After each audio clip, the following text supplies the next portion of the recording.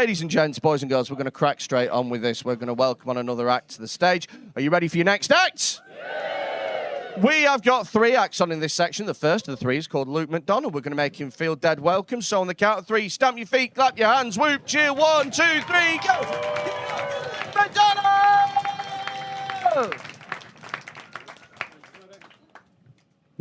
What up, Liverpool? Thank you for coming out. It's my birthday tonight, or as my dad calls it, the anniversary of his most expensive mistake. My mother's Irish, my father's Jamaican. I came out looking like a retired Mexican drug lord.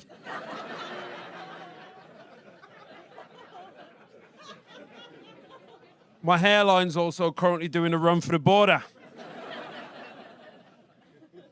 Until recently, I thought I was quite handsome for a comedian, until my friend Ethan told me I looked like Craig David going through chemotherapy.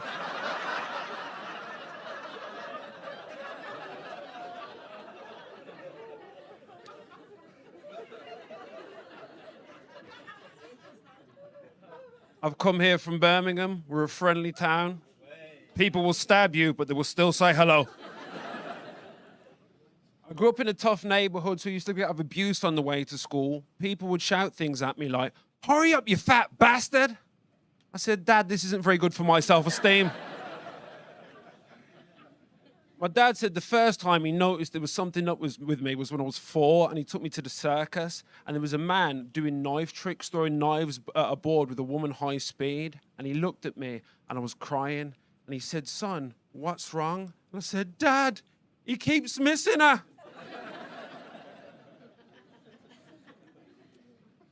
Me and my father have quite an adversarial relationship, so sometimes when we get into arguments, he says to me, "Luke, you're not black enough."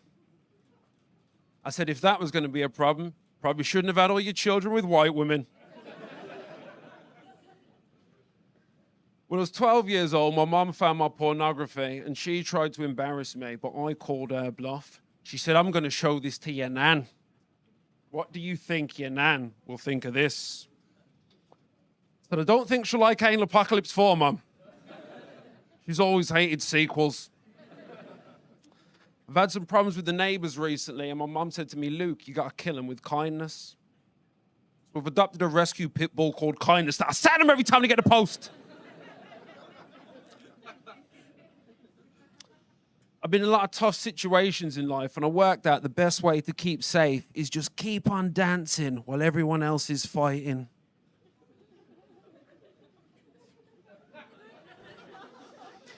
They said to me, "Luke, you are the worst bouncer we've ever hired."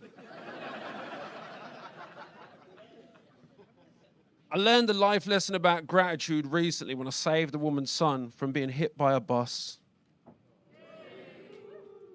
She didn't say thank you, so I slammed my foot back on the accelerator. They're redefining a lot of things in the modern age. Before 2015, if there was a video of your girlfriend or wife on the internet getting demolished by another geezer, that could potentially ruin your life. Now that is a modern day job opportunity. Self-employed content creator. I was reading a news story about a grandmother who, due to the rise in the cost of living, joined OnlyFans. You know what OnlyFans is, right? People selling pictures of their holes for money. Times is hard. I'm not selling weed. This woman's daughter had stopped talking to her because she was embarrassed. And I was thinking, in this news story, ladies and gentlemen, it is the grandchildren who I feel sorry for. Because let me tell you, you know how bullied you would have been if you went to my school and we could get a subscription to your grandmother's punani for $5.99 per calendar month subscription? You know how often you be seeing your nan's minge? You come into school in the morning, man's will be like, "Yo, Jacob, was your house nice and warm last night?"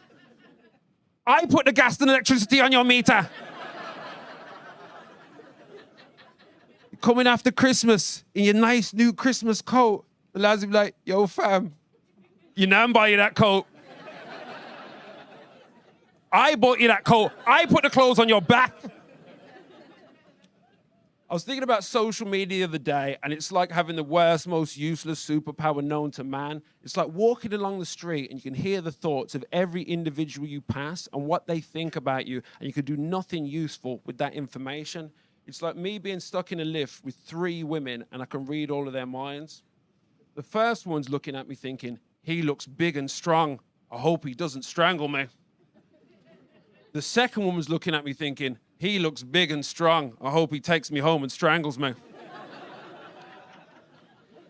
The third woman's looking at me thinking, men write unrealistic dialogue for female characters.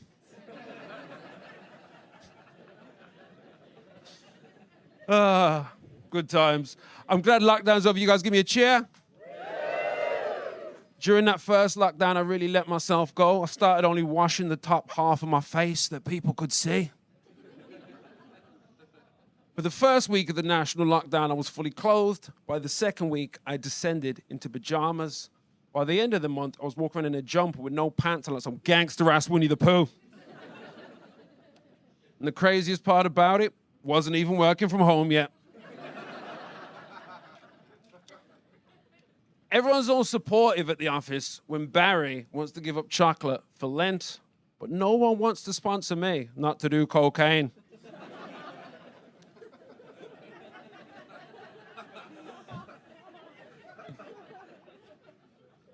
I asked the girl out on a date from the office recently, and she said no.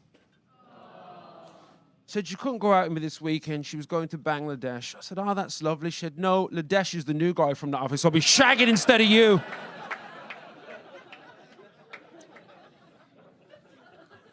Some days I'm in my day job in the office, a call center, it's soul destroying. So some days you're in there just daydreaming that a gunman storms the office and shoots you in the head. Makes his way over to my desk first and blesses him sweetly with one shot. And I thought, I'm an ungrateful, privileged Western piece of shit. There are men who would drown in the ocean for my life. On the other side of the world right now somewhere, maybe in Africa, maybe in the Middle East, there's a brother in a hut next to a burning car, bullets flying over his head. He hasn't had a hot meal in days. And he's like, shit, I wish I worked at a call center.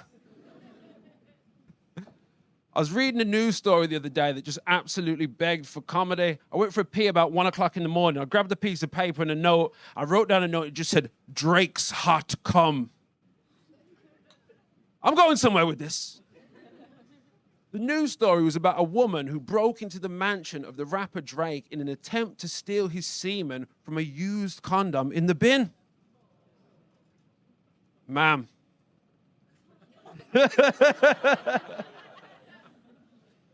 Is there a celebrity male entertainer you find worthy enough you would assemble your friends on an Ocean's 11 style mission to break into the mansion of a millionaire to steal his DNA from the bin?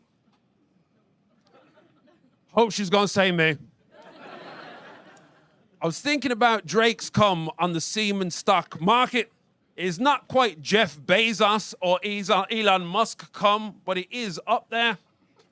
A shot glass of Drake's cum is probably worth £20 million and worth more than the economic net value of the lives of all of us in this room.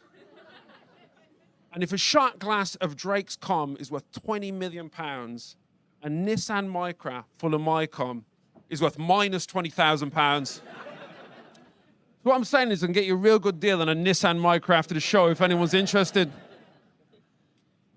You guys know the film The Butterfly Effect? Anyone ever seen that? Sci-fi concept, something as small as a butterfly flapping its wings in one part of the world can cause something as catastrophic as a typhoon on the other side of the world. There was a butterfly effect as to how I'm able to do these jokes this evening, ladies and gentlemen. Back in 1950 in Ireland, my granddad's brother got put into a bolster home. Any other older audience members know what a bolster home is? For the kids, imagine church and prison and children in the same building. Can you think of a worse building? I'm only giving you 3 seconds. You're under a lot of pressure. Car park people, council tax people, there's some contenders.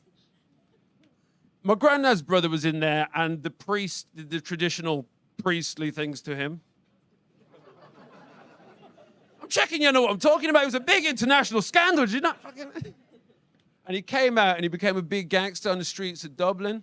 My granddad was in the army at the time, and he got a telegram saying his brother had run away to England to start a new life. My granddad went AWOL from the army and came over to here to England. He met my nan. They had children, one of which was my mum. She made me. The butterfly effect as to how I'm able to do these jokes this evening, ladies and gentlemen. That priest had to molest my uncle back in 1951. So this is the darkest shower of all time, but thank you, Father Patrick. And just because it's my birthday, I'm going to do a selfie for the socials. Y'all can say what's up to the people. Safe hot water, you've been wicked.